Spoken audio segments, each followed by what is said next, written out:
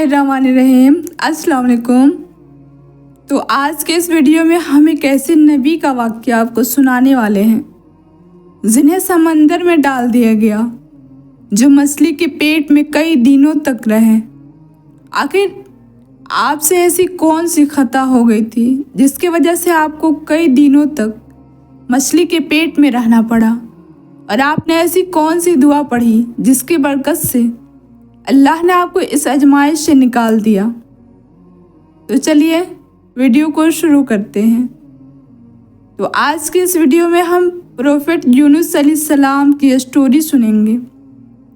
हज़रत यूनुस अलैहिस्सलाम अल्लाह ताला के एक ऐसे पैगंबर हैं जिन्हें अल्लाह तबारक व तआला ने कौम बनी इसराइल की तरफ मबूस फरमाया। कौम बनी इसराइल एक ऐसी कौम है जिसकी तरफ अल्लाह तबारक व तआला ने सबसे ज़्यादा अंबिया इकराम को उतारा है। अल्लाह ताला ने जब आप अलैहिस्सलाम को नबूवत अता फरमाई तो उस वक्त आपकी उम्र 28 साल थी। यूँ तो आप अलैहिस्सलाम पर कोई ख़ास किताब या सहीफ़ा नाजिल नहीं हुआ, लेकिन अल्लाह ने वही के ज़रिए आप अलैहिस्सलाम को कुछ हुक्म ज़रूर भेजे हैं। हज़रत यूनुस अलैहिस्सलाम की कौम कुफ्र व शिर्क में डूबी रहती थी।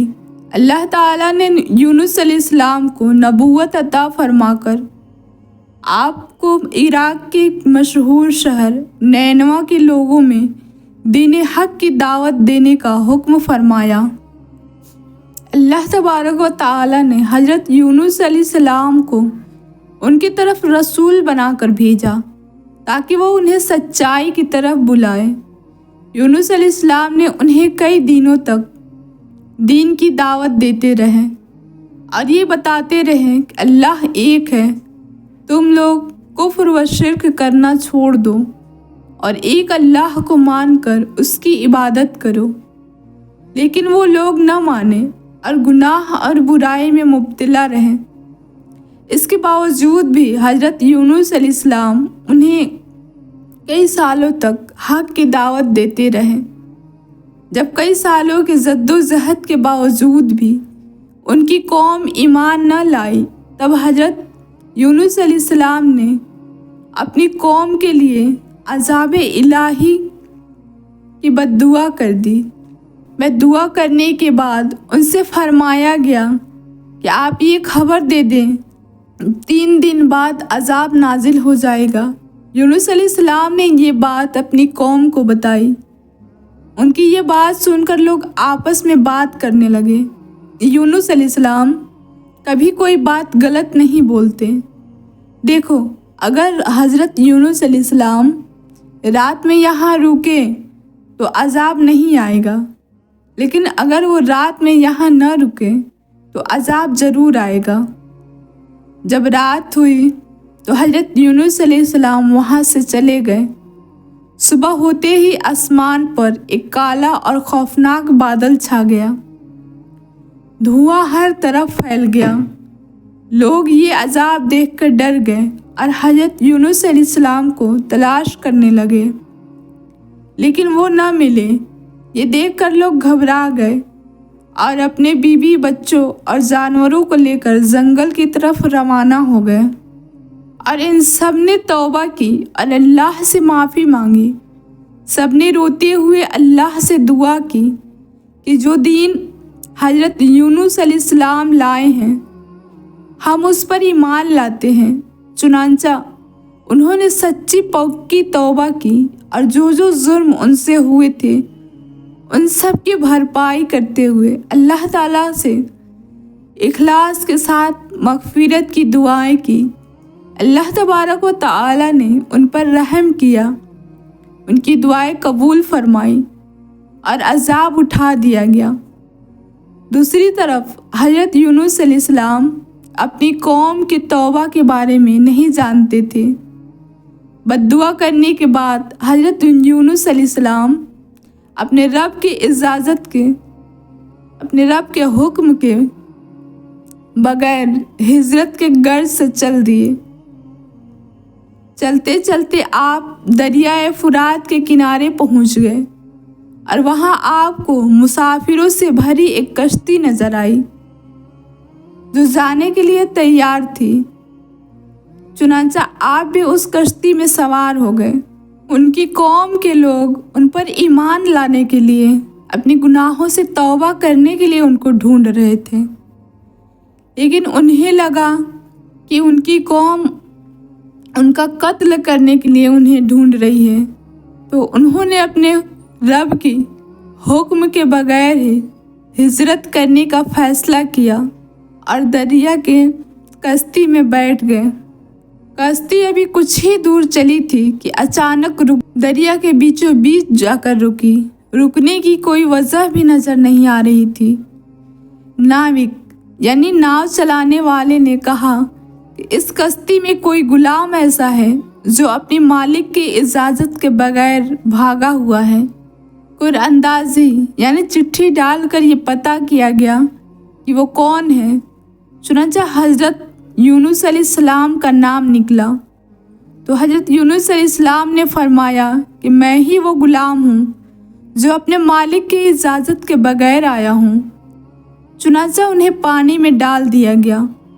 ان لوگوں کا یہ رواج تھا کہ جب تک بھاگا ہوا غلام کو دریا میں ڈبو نہیں دیا جاتا تب تک کشتی آگے نہیں بڑھتی۔ جیسے ہی یونس علیہ السلام کو دریا میں ڈالا گیا تو اللہ کے حکم سے انہیں ایک بڑی سی مچھلی نے نگل لیا۔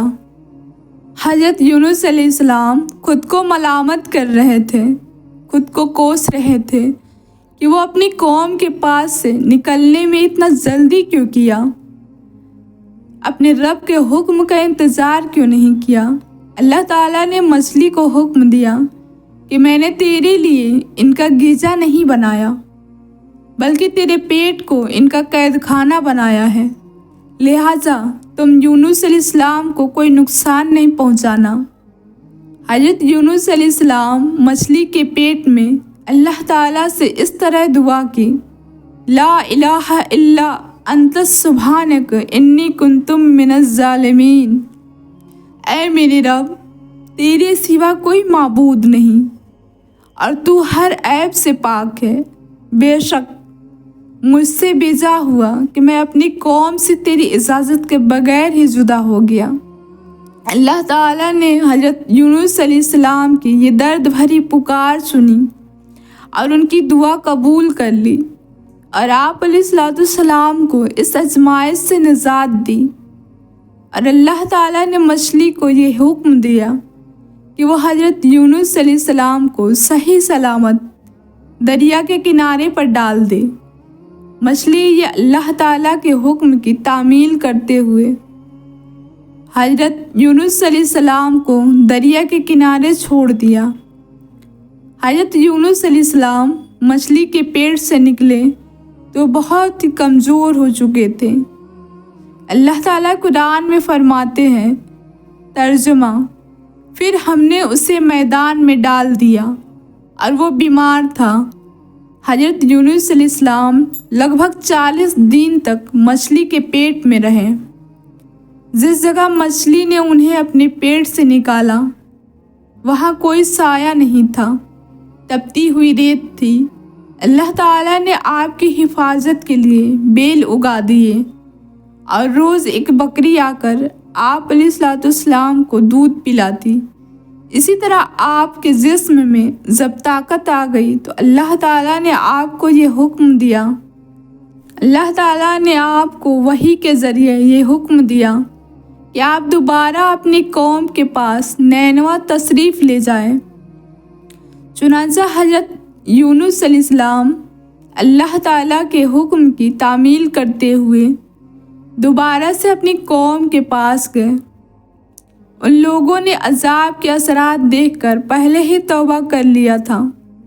جب حضرت یونس علیہ السلام وہاں تشریف لے گئے تو انہوں نے پوری طرح آپ پر ایمان لایا اور اللہ کی عبادت کرتے ہوئے سکون کے ساتھ زندگی بسر کرنے لگے۔ 1,00,000 سے کہیں زیادہ لوگوں نے آپ کے دین کو قبول کیا اور ایمان لایا۔ تو حضرت یونس علیہ السلام کی اسٹوری سے ہمیں یہ سبق ملتا ہے کہ اللہ تعالیٰ اپنے خاص بندوں کو الگ الگ طرح کے امتحانات اور آزمائش میں ڈالتا ہے، لیکن جب بندے ان مشکلوں میں صبر و شکر کا دامن نہیں چھوڑتے اور اپنے رب کی یاد میں محو رہتے ہیں تو اللہ تعالیٰ جو سب سے زیادہ رحم کرنے والا اور مہربان ہے، وہ اپنے بندوں کی مدد وہاں سے کرتا ہے جہاں کوئی سوچ بھی نہیں سکتا۔ اللہ تعالیٰ سے دعا ہے کہ اللہ تعالیٰ ہمیں بھی نیک اور اپنے رب کا فرمانبردار بنائے اور برے عمل کرنے سے بچائے۔